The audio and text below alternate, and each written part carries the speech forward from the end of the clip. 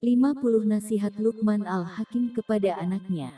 Luqman Al-Hakim mengajar anaknya ilmu yang datang dari sisi Allah yang Maha Mengetahui. Beliau pernah berpesan dan memberikan lebih daripada 50 nasihat kepada anaknya. Di antaranya, 1. Wahai anak kesayanganku, Allah Subhanahu wa Ta'ala memerhatikan dirimu dalam kepekatan malam, semasa engkau bersolat atau tidur lena di belakang tabir di dalam istana. Dirikan solat dan jangan engkau berasa ragu untuk meninggalkan perkara makruh dan melempar jauh segala kejahatan dan kekejian. 2. Wahai anakku, selalulah berharap kepada Allah Subhanahu wa Ta'ala tentang sesuatu yang menyebabkan untuk tidak menderhakai Allah Subhanahu wa Ta'ala. Takutlah kepada Allah Subhanahu wa Ta'ala dengan sebenar-benar takut takwa, tentulah engkau akan terlepas dari sifat berputus asa dari rahmat Allah Subhanahu wa Ta'ala. 3. Wahai anak, janganlah engkau mempersekutukan Allah Subhanahu wa Ta'ala dengan sesuatu yang lain, sesungguhnya perbuatan syirik itu adalah satu kezaliman yang besar. 4. Wahai anakku, bersyukurlah kepada Tuhanmu karena kurniaannya. Orang yang mulia tidak mengingkari penciptanya kecuali orang yang kufur. 5. Wahai anakku, bukanlah satu kebaikan namanya bila mana engkau selalu mencari ilmu tetapi engkau tidak pernah mengamalkannya. Hal itu tidak ubah seperti orang yang mencari kayu api, maka setelah banyak ia tidak mampu memikulnya, padahal ia masih mahu menambahkannya. 6.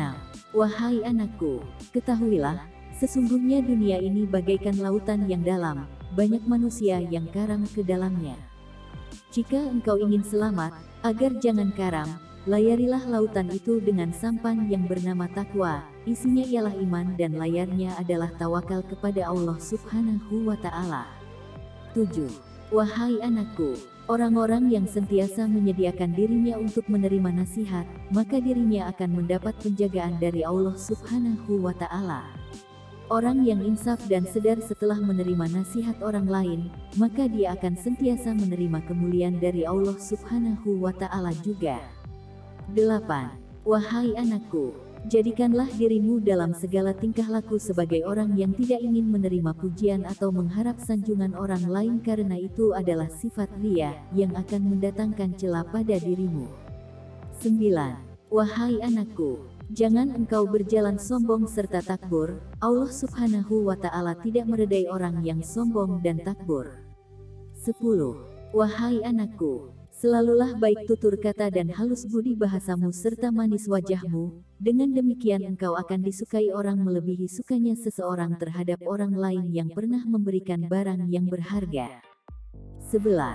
Wahai anakku, bila mana engkau mahu mencari kawan sejati, maka ujilah dia terlebih dahulu dengan berpura-pura membuat dia marah. Bila mana dalam kemarahan itu dia masih berusaha menginsafkan kamu, maka bolehlah engkau mengambil dia sebagai kawan. Bila tidak demikian, maka berhati-hatilah. 12. Wahai anakku, apabila engkau berteman, tempatkanlah dirimu padanya sebagai orang yang tidak mengharapkan sesuatu daripadanya.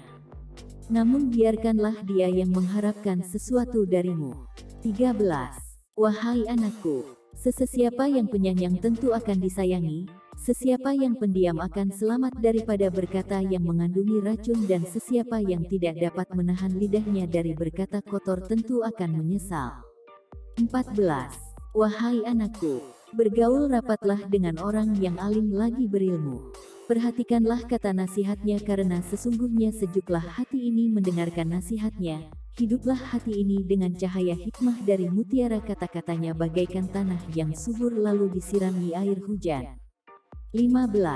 Wahai anakku, janganlah engkau mudah ketawa kalau bukan karena sesuatu yang menggelikan hati, janganlah engkau berjalan tanpa tujuan yang pasti, janganlah engkau bertanya sesuatu yang tidak ada guna bagimu, dan janganlah mensia-siakan hartamu.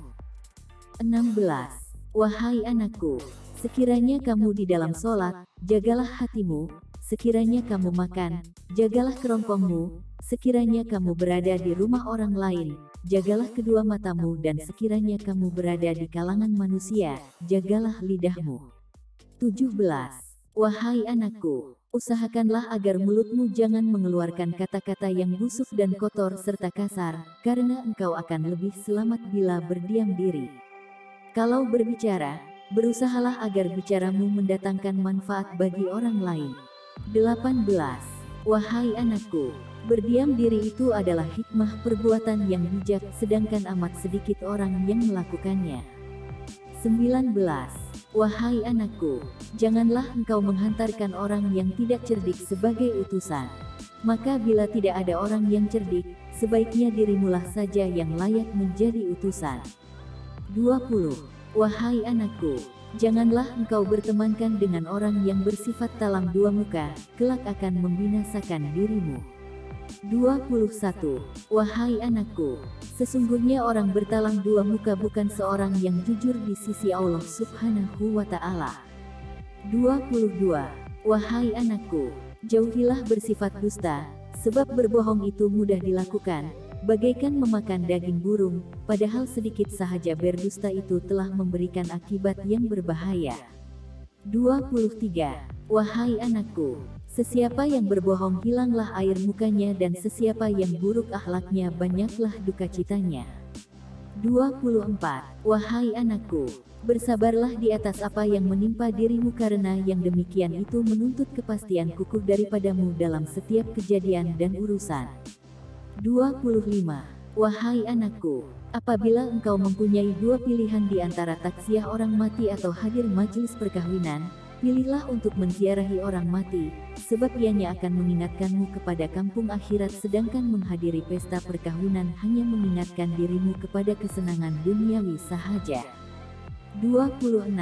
Wahai anakku, janganlah engkau makan sampai kenyang yang berlebihan, karena sesungguhnya makan yang terlalu kenyang itu adalah lebih baiknya bila makanan itu diberikan kepada anjing sahaja.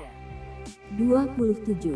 Wahai anakku, janganlah engkau terus menelan sahaja karena manisnya barang, dan janganlah terus memuntahkan saja pahitnya sesuatu barang itu, karena manis belum tentu menimbulkan kesegaran dan pahit itu belum tentu menimbulkan kesengsaraan. 28. Wahai anakku, aku pernah makan makanan yang baik dan memeluk yang terbaik, tetapi aku tidak pernah melihat sesuatu yang lebih lazat daripada kesihatan. 29. Wahai anakku, seandainya perut dipenuhi makanan, akan tidurlah akal pikiran, tergendala segala hikmah, dan lumpuhlah anggota badan untuk beribadat.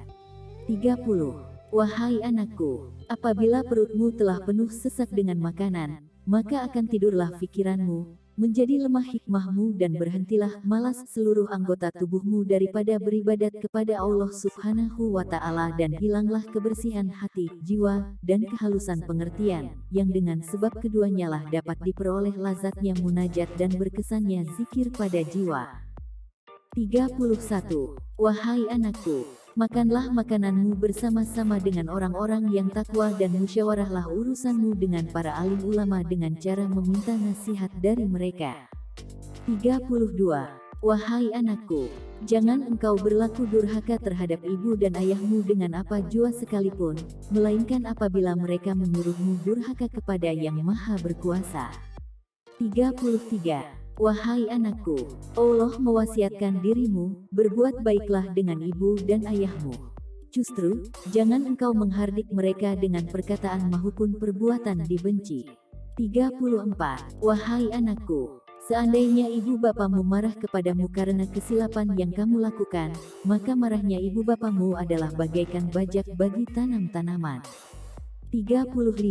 Wahai anakku, orang yang merasa dirinya hina dan rendah diri dalam beribadat dan taat kepada Allah Subhanahu wa Ta'ala, maka dia tawaduk kepada Allah Subhanahu wa Ta'ala, dia akan lebih dekat kepada Allah Subhanahu wa Ta'ala dan selalu berusaha menghindarkan maksiat kepada Allah Subhanahu wa Ta'ala. 36. Wahai anakku, seorang pendusta akan lekas hilang air mukanya karena tidak dipercayai orang, dan seorang yang telah rusak akhlaknya akan senantiasa banyak mengelamunkan hal-hal yang tidak benar. 37. Wahai anakku, andainya ada sebutir biji sawi terpendam di dalam batu, pasti ketahuan jua oleh Tuhanmu yang maha melihat. Allah amat mengetahui segala sesuatu, zahir maupun batin, atau apa yang engkau sembunyikan di dalam dadamu. 38. Wahai anakku, ketahuilah, memindahkan batu besar dari tempatnya semula itu lebih mudah daripada memberi pengertian kepada orang yang tidak mau mengerti. 39. Wahai anakku, engkau telah merasakan betapa beratnya mengangkat batu besar dan besi yang amat berat, tetapi akan lebih lagi daripada semua itu adalah bila mana engkau mempunyai jiran yang jahat. 40. Wahai anakku, aku pernah memindahkan batu bata dan memikul besi, tetapi aku tidak pernah melihat sesuatu yang lebih berat daripada hutang. 41.